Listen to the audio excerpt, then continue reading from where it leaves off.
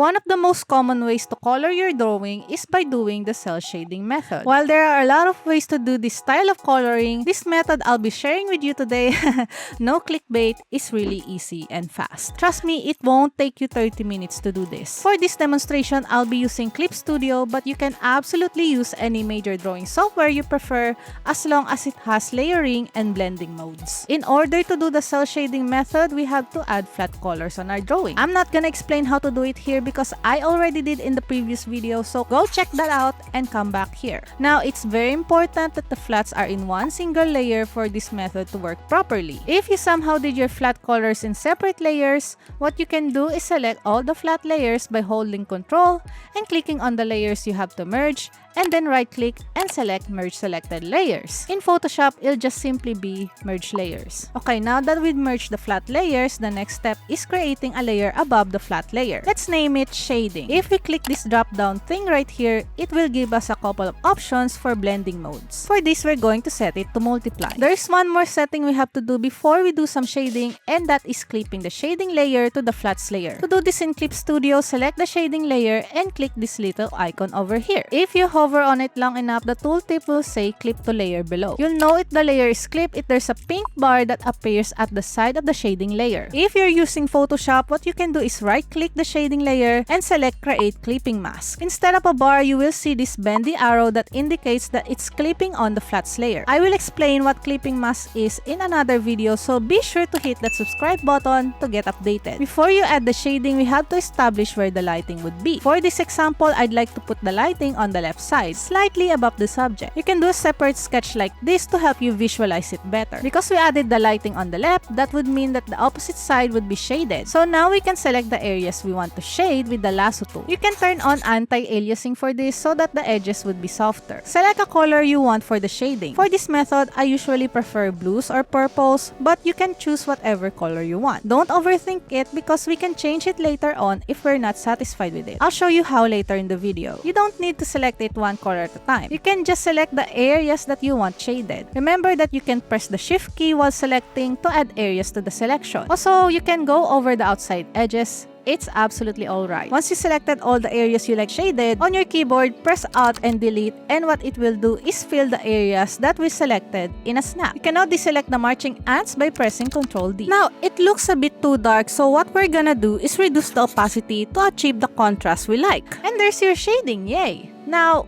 say if you want to change the color of your shading, on your keyboard, press Ctrl U and it will open up hue/saturation/luminosity. I've explained what it does in a separate video, so feel free to click that to be enlightened. Personally, I still find this a bit plain. So what we can do is add some highlights. To do that, create another layer on top of the shading layer and let's name it Highlights. Let's set the blending mode to Screen, and like the shading layer, we're gonna apply clipping mask here as well. For highlights, I usually like to go with yellow. Just like before, let's select the areas we want to add highlights on, particularly on the hair because hairs are usually shiny. Once you selected everything you want, press Alt and Delete to fill it out. Ctrl D to delete the marching ants. Reduce the opacity so it's not overbearing. Now, you don't necessarily need to use Multiply and Screen for shading and highlights respectively. You can use other blending modes, like for example, I kinda like it when I set the blending mode of the shading layer to Vivid Light. It's quite funky, I have to say. You can repeat this shading and highlight process as many times as you want. For example, if you like to add a second layer of shading, you can just add another layer above your first shading